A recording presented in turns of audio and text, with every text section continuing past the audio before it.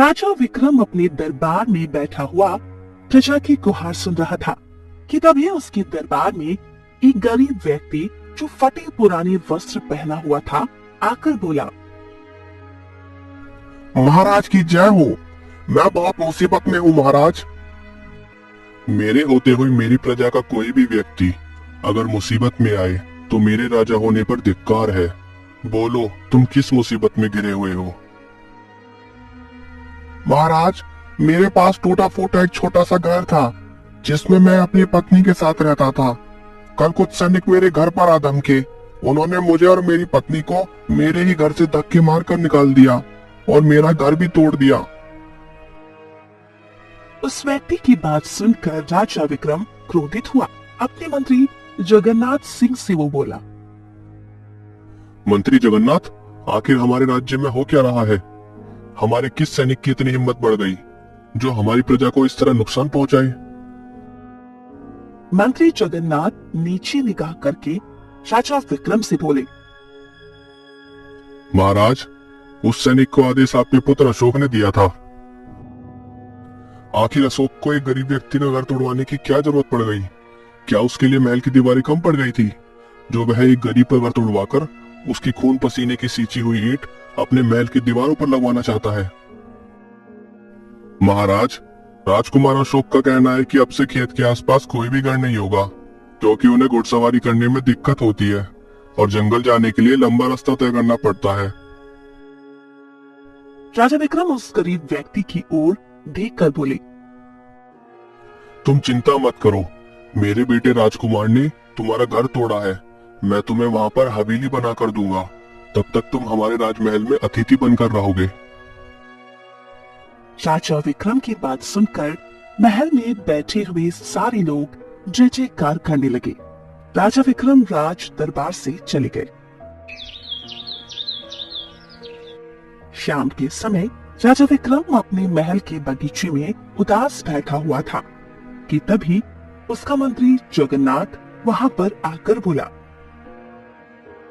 क्या हुआ महाराज, आप इस तरह से उदास क्यों बैठे हैं? अपने पुत्र अशोक की वजह से कभी कभी मुझे अपनी प्रजा की बड़ी चिंता होती है। जब मैं सोचता हूँ कि मेरे बाद अशोक जब राजगद्दी संभालेगा तो वह प्रजा के साथ कैसा व्यवहार करेगा। राजकुमार अशोक की कोई गलती नहीं है महाराज। 2 वर्ष की आयु में ही राजकुमार अशोक की माँ रानी सुलेखा इस संसार को छोड़कर चली गई। उन्हें अपनी माँ का प्यार नहीं मिला और ना ही अपनी माँ की डांट मिली।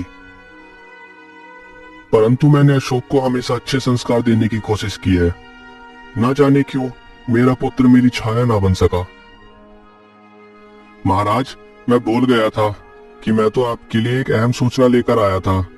आजकल राजकुमार अशोक जंगल में एक तांत्रिक के पास जा रहे हैं जो कि काला जादू करने में माहिर है। ये सुनकर राजा विक्रम चौंकते हुए बोला, कहीं तुम उस अघोरी की बात तो नहीं कर रहे जिसे मैंने अपने राज्य से धक्के मारकर बाहर निकाल दिया था? आप बिल्कुल सही कह रहे हैं महाराज। और तो और मेरे कानों में उड़ते उड़ते एक सूचना यह भी पहुंची कि बरसों से जंगल में काली गुफा के पास जो तलवार धरती पर गड़ी हुई है जिससे हमारे राज्य का संतुलन कायम है, राजकुमार अशोक उस तलवार को हासिल करना चाहते हैं और इसी वजह से वह उस तांत्रिक से मिल रहे हैं। ये सुनकर राजा विक्रम पूरी तरह से चौंक पड़ा और बोला, अगर उस तलवार को धरती से निकाल दिया गया तो पूरे जगत का संतुलन बिगड़ जाएगा।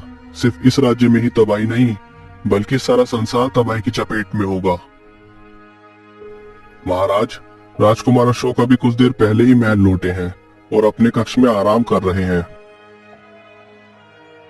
राजा विक्रम तुरंत अशोक के कक्ष में पहुंच गया। अपने पिता को देखकर राजकुमार अशोक क्रोधित होकर बोला, पिताजी यह मैं क्या सुन रहा हूँ? कल मैंने एक भिखारी का घर तोड़वाया था और आपने उसे राजमहल में अतिथि बना लिया। पिताजी आपको भूलना नहीं चाहिए कि आप महाराज हैं और तुम्हें भी भूलना नहीं चाहिए कि जिसका तुमने घर तोड़वाया था वह हमारी प्रजा है और प्रजा से ही राजा होता है।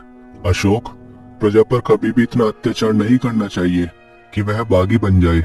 जिस दिन प्रजा बागी बनती है उस दिन राजा को भिखारी बनने में समय नहीं लगता। खैर छोड़ो, मैं तुमसे यहाँ पर ये बात करने नहीं आया हूँ। मैं तुमसे केवल ये पूछने आया हूँ कि आखिर तुम उस तांत्रिक से जंगल में क्यों मिल रहे हो? तुम जानते हो ना कि उसने हमारी प्रजा के कितने निर्दोष लोगों की हत्या की है, और इसी वजह से मैंने उसे अपने राज्य से धक्के मारकर बाहर निकाल दिया था। पिताजी, मैं उस तलवार को हासिल करना चाहता हूँ।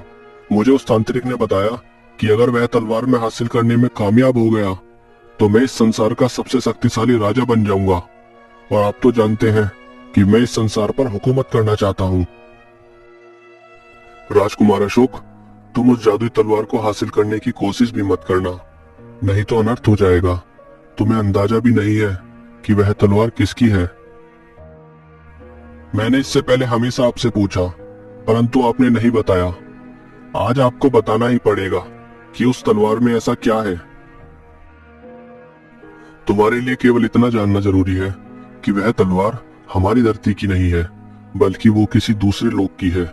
अब अगर मैंने सुन लिया कि तुम उस अघोरी से मिलने गए हो और तुम अभी भी उस तलवार को हासिल करने की सोच रहे हो, तो विश्वास करो, मुझे तुम्हें बंदी बनाने में और कारागार में डलवाने में समय नहीं लगेगा। इतना बोलकर राजा विक्रम क्रोधित होकर वहां से चले गए। समय ऐसे ही बीतता रहा और एक दिन चाचा विक्रम बहुत बुरी तरह से बीमार पड़ गया। धीरे धीरे राजा विक्रम की बीमारी बढ़ती गई और वो इस संसार को छोड़कर चला गया। चाचा विक्रम के मृत्यु के बाद राजकुमार अशोक ने गद्दी संभाली।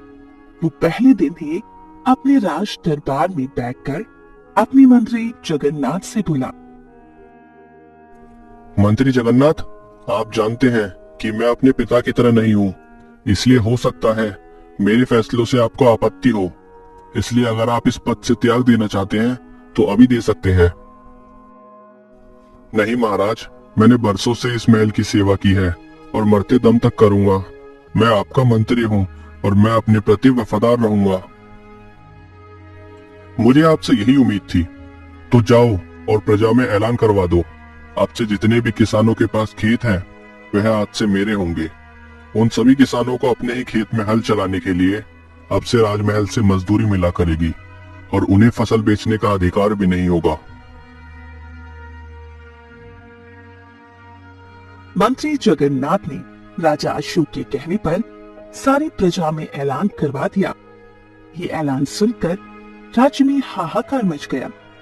उसी राज्य में कन्हैया नाम का एक वीर युवक भी रहा करता था। कन्हैया जैसे ही अपने घर आया, उसने देखा उसके पिता और उसकी माँ उदास बैठे हुए थे। क्या हुआ पिताजी, आप उदास क्यों बैठे हैं और माँ क्यों रो रही है? क्या तुमने राजा का ऐलान नहीं सुना? अब से हमारे खेत हमारे नहीं रहेंगे और हमें फसल बेचने के अधिकार से भी वंचित कर दिया गया है बेटा। चिंता मत कीजिए पिताजी, राजा अशोक ने पहले ही दिन यह फैसला लेकर साबित कर दिया कि वह राजगद्दी पर ज्यादा दिन तक नहीं बैठ पाएगा। इतना बोलकर कन्हैया सीधे अपने खेत में चला गया और उदास होकर एक पेड़ के नीचे बैठ गया। तभी उसके कानों में एक सुंदर लड़की की आवाज टकराई। तुम हमेशा हंसते ही अच्छी लगते हो, इस तरह उदास होते हुए अच्छे नहीं लगते। कन्हैया ने देखा तो सामने उसके पड़ोस में रहने वाली चंद्रमुखी खड़ी हुई थी। चंद्रमुखी वही लड़की थी जिससे कन्हैया प्रेम करता था। चंद्रमुखी, मेरा इस समय बात करने का बिल्कुल भी मन नहीं है। मैं जानती हूँ तुम राजा के आदेश से बहुत ज्यादा दुखी हो, और केवल तुम ही नहीं, सारी प्रजा में हाहाकार फैला है। अरे, मेरे पिताजी के पास भी बहुत सारे खेत थे, सोचो उनके दिल पर क्या बीत रही होगी। अब तुम ही बताओ चंद्रमुखी, मैं क्या करूं? मैं महाराज का इस तरह से अत्याचार बर्दाश्त नहीं करूंगा। मैं जानती हूँ कन्हैया कि तुम एक वीर युवक हो और तुम इतने वीर हो कि सीधे महाराज से टक्कर ले सकते हो, परंतु तुम्हें उनसे टक्कर लेने से पहले मुझे और अपने माता पिता को भी तो देखना होगा। महाराज के पास सेना है, अगर तुमने राज दरबार में जाकर उनसे कुछ भी उल्टा सीधा बोला तो महाराज अशोक हम सबको नुकसान पहुंचाने में देर नहीं लगाएंगे। चंद्रमुखी की बात सुनकर कन्हैया चुप हो गया। इधर रात के अंधेरे में राजा अशोक सीधा अपने घोड़े को जंगलों की ओर दौड़ाई जा रहा था। तभी एक घने वृक्ष के नीचे राजा अशोक का घोड़ा रुक गया। राजा अशोक तुरंत घोड़े से उतरकर वृक्ष के नीचे बैठे हुए उस तांत्रिक के पास जाकर बोला, वह दिन आ गया है तांत्रिक। तुमने कहा था कि जिस दिन मैं राज्य का महाराज घोषित हो जाऊंगा तो उस दिन मैं उस तलवार को हाथ लगाने में सफल हो जाऊंगा। तांत्रिक आंखें खोलकर राजा अशोक की ओर घूरता हुआ बोला, तुम सही कह रहे हो महाराज। ये लो मंत्रयुक्त सिंदूर, इसे अपने हाथों में लगा लो। तांत्रिक ने जैसे बोला, राजा अशोक ने ठीक वैसे ही किया। अब सीधा उस गुफा के पास चले जाओ। चाहे तुम्हें कैसी भी आवाज सुनाई दे, परंतु तुम उस पर ध्यान मत देना, क्योंकि वो आवाज सिर्फ तुम्हारा भ्रम होगी। तुम सीधे उस तलवार को धरती से निकाल लेना। जैसे ही तलवार तुम्हारे हाथ में आएगी, तुम स्वयं को शक्तिशाली महसूस करने लगोगे। राजा अशोक तुरंत घोड़े पर बैठकर गुफा की ओर चला गया। गुफा के सामने धरती पर एक तलवार गड़ी हुई थी, जो नीले रंग की किरणों से जगमगा रही थी। राजा अशोक उस तलवार को पकड़ लिया। वो उस तलवार को धरती से निकालने ही वाला था। तभी उसके कानों में उसके पिता राजा विक्रम की आवाज टकराई। ठहरो अशोक, यह गलती भूल कर भी मत करना। अगर तुम उस तलवार को वहां से निकाल दोगे तो संतुलन बिगड़ जाएगा। अपने पिता की आवाज सुनकर राजा अशोक बुरी तरह से चौंक पड़ा कि तभी उसके दिमाग में तांत्रिक की बात गूंज गई। चाहे तुम्हें कैसी भी आवाज सुनाई दे, परंतु तुम उस पर ध्यान मत देना, क्योंकि वो आवाज सिर्फ तुम्हारा भ्रम होगी। राजा अशोक बगैर देरी किए उस तलवार को निकाल लिया। तलवार को निकालते ही अचानक आकाश काले बादलों से घिर गया।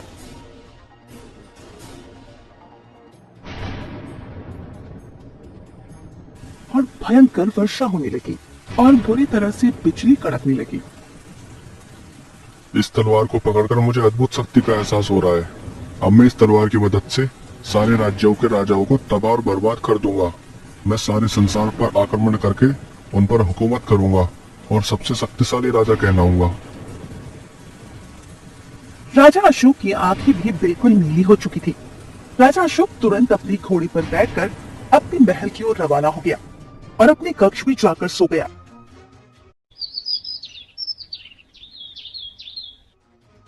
अगले दिन राजा अशोक उस तलवार को लेकर अपने महल के दरबार में चला गया। तलवार को देखकर मंत्री जगन्नाथ सहित दरबार में बैठे सभी लोग चौंक पड़े।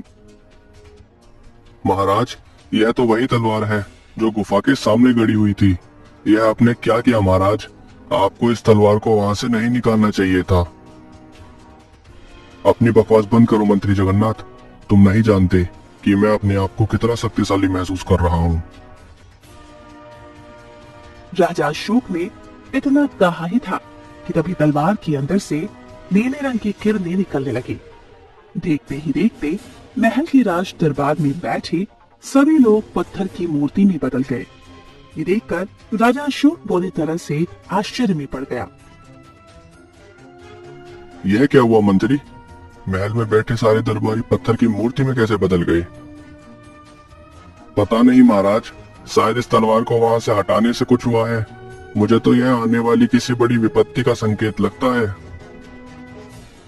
राजा अशोक अपने मंत्री के साथ महल के बाहर आ गया कि अचानक आकाश काले बादलों से घिर गया और हर तरफ अंधेरा छा गया। ये देखकर राजा अशोक पूरी तरह से घबरा गया और मंत्री जगन्नाथ से बोला, ये क्या हो रहा है मंत्री जी? ये दिन में रात कैसे हो सकती है? ये तो असंभव है। महाराज, आपके पिता इस तलवार के रहस्य के बारे में जरूर कुछ न कुछ जानते थे, इसलिए वह आपसे इस तलवार को वहां से हटाने के लिए मना करते थे। तभी राजा अशोक के पैर पत्थर में परिवर्तित होना शुरू हो गए। ये देखकर राजा अशोक पूरी तरह से घबराते हुए मंत्री जगन्नाथ से बोला। मंत्री जगन्नाथ, मैं भी पत्थर का बनता जा रहा हूँ, आखिर यह हो क्या रहा है? कुछ देर में राजा अशोक पत्थर में परिवर्तित हो गए और सारी प्रजा में हाहाकार मच गया। कन्हैया अपने खेत में चंद्रमुखी से बात कर रहा था कि तभी चंद्रमुखी पत्थर में परिवर्तित हो गई। ये देखकर कन्हैया की आंखें आश्चर्य से फटी की फटी रह गई। वो दौड़ता हुआ अपने घर की ओर आया तो उसने देखा उसके माता पिता भी पत्थर में परिवर्तित हो चुके थे। कन्हैया अपने माता पिता और चंद्रमुखी को पत्थर में परिवर्तित होता देख गुस्से में बोला। जरूर यह राजा अशोक की कोई नई चाल होगी। अब मैं उसे जीवित नहीं छोड़ूंगा।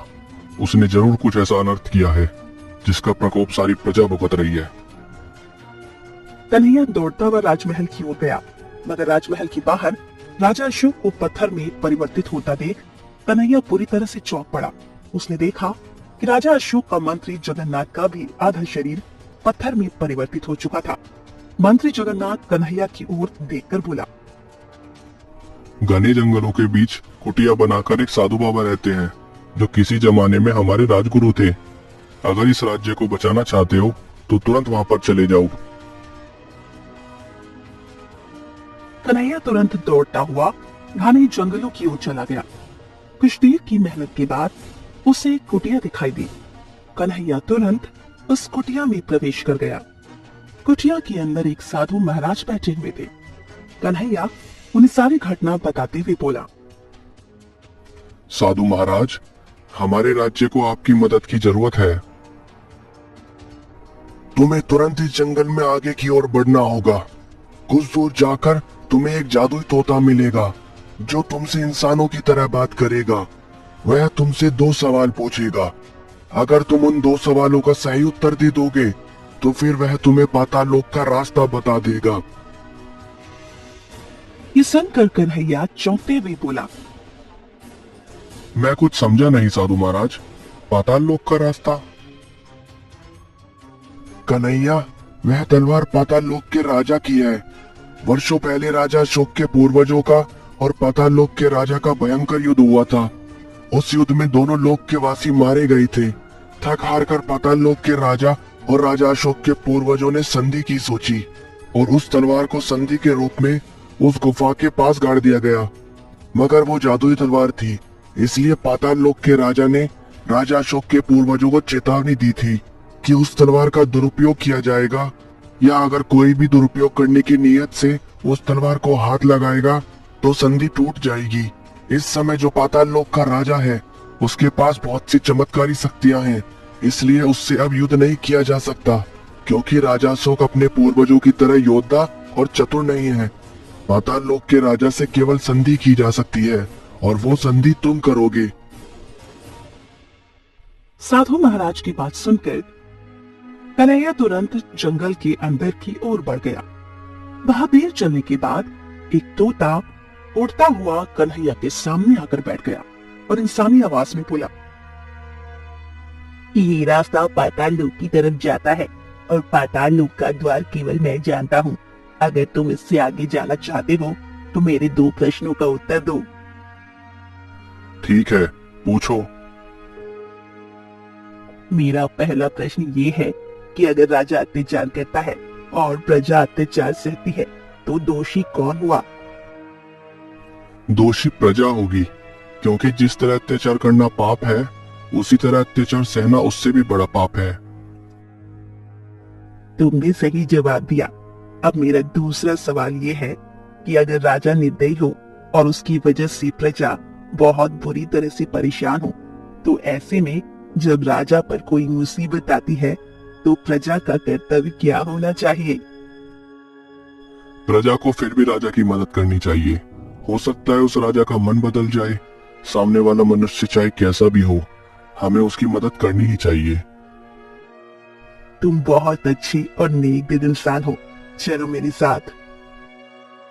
तोता कन्हैया को जंगल में घने झाड़ियों के बीच स्थित एक कुएं के नजदीक ले गया। कन्हैया ने देखा कुएं के अंदर सीढ़ियां बनी हुई थी और अंदर से अजीब सी रोशनी निकल रही थी। तुम सीढ़ियों से उतरते हुए इस कुएं के अंदर चले जाओ। तुम सीधे पाताल लोक के राजा के महल में पहुंच जाओगे। लेकिन याद रखना, तुमने पाताल लोक के द्वार का रहस्य देख लिया है, इसीलिए इस रहस्य को किसी से भी साझा नहीं करना। तुम चिंता मत करो, मैं कभी भी पाताल लोक के द्वार के रहस्य के बारे में किसी को कुछ नहीं बताऊंगा।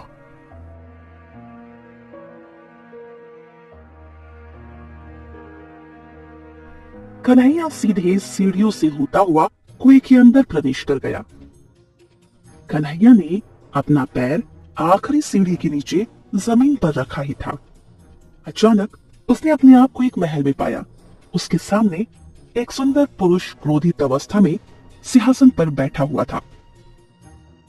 मैं पाताल लोक का राजा हूँ और तुम मुझे एक मनुष्य मालूम रखते हो। यहाँ मनुष्य को आना तो मना है, तो फिर तुम यहाँ क्यों आई हो? कन्हैया सारी घटना बताते हुए पाताल लोक के राजा से बोला, मेरे राजा से बहुत बड़ी गलती हुई है। नहीं, उसने बुरे इरादों से उस तलवार को गुफा के सामने धरती से निकालकर वर्षों से चली आ रही संधि को तोड़ा है। अब उसे क्षमा नहीं किया जा सकता। महाराज, मैं अपने राजा की ओर से क्षमा मांगता हूँ। गलती राजा से हुई है, परंतु सजा सारी प्रजा भुगत रही है। मेरे माता पिता और जिससे मेरा विवाह होने वाला है, वो भी पत्थर की मूर्ति में परिवर्तित हो चुके हैं। यहाँ तक कि मेरी प्रजा के सारे इंसान धीरे धीरे पत्थर के बनते जा रहे हैं। मान लो कि अगर मैंने दोबारा संधि कर ली, तो क्या भरोसा है कि राजा अशोक फिर से तलवार को नहीं निकालेगा? अगर राजा ऐसे दोबारा करता है, तो विश्वास कीजिए, मैं स्वयं उसे अपने हाथों से मार दूंगा। तुम मुझे वीर मनुष्य मालूम पड़ते हो। अपनी बात पर कायम रहना। जाओ और सूरज ढलने से पहले उस तलवार को धरती के उसी स्थान पर गाड़ दो। जैसे ही तुम यह कार्य करोगे, सब कुछ ठीक हो जाएगा। इतना बोलकर पाताल लोक के राजा की आंखों से रंग बिरंगी रोशनी निकलने लगी। तभी अचानक कन्हैया ने अपने आप को राजा अशोक के महल के बाहर खड़ा हुआ पाया। राजा अशोक और मंत्री जगन्नाथ पत्थर की बने हुए थे। कन्हैया ने तुरंत वो तलवार पत्थर बने राजा अशोक के हाथ से ले ली और दौड़ता हुआ उस स्थान पर पहुंच गया जहां पर वो तलवार जमीन पर गड़ी थी। कन्हैया ने पूरी ताकत से तलवार को धरती पर गाड़ दिया। ऐसा करते ही सब कुछ सही हो गया। राजा अशोक और मंत्री जगन्नाथ अपने असली रूप में वापस आ गए। मंत्री जगन्नाथ, ये सब कुछ सही कैसे हो गया? तभी कन्हैया वहां पर आ गया और सारी घटना बताते हुए राजा से बोला, महाराज, मैंने बड़ी मुश्किल से पाताल लोक के राजा के साथ संधि की है। अब आप कृपया करके इस संधि को मत तोड़िएगा। अब मुझे अपनी गलती का एहसास हो रहा है। मुझे समझ आ गया कि मेरे पिताजी मुझे क्यों मना करते थे। अब मैं ऐसा कोई कार्य नहीं करूंगा जिससे मेरी प्रजा को कोई नुकसान पहुंचे। अब मैं स्वयं को उसी रूप में डालूंगा जिस रूप में मेरे पिताजी मुझे देखना चाहते थे। और तो और, अब मैं उस तांत्रिक को भी बंदी बनाकर कारागार में डलवा दूंगा, जिसने मुझे समझाने की बजाय मुझे गलत रास्ते पर डाल दिया।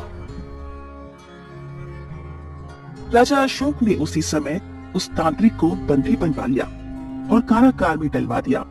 उस दिन के बाद राजा अशोक अत्याचारी राजा से दयालु राजा बन गया और उसकी प्रजा में सभी लोग खुशी खुशी रहने लगे।